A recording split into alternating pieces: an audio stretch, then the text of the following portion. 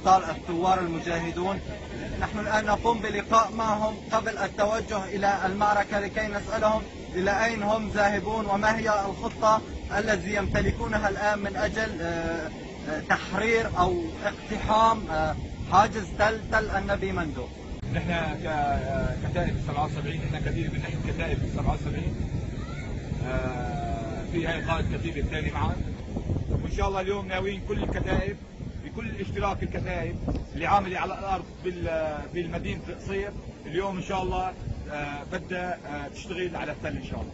ما هي أعداد حزب لبنان المتواجدة على حاجز تل النبي مندو؟ عناصر لا يقل عن 100 شبيح ومعهم من الحزب.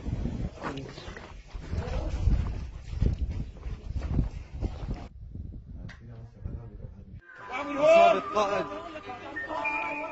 فرقة الفاروق في القصير. لا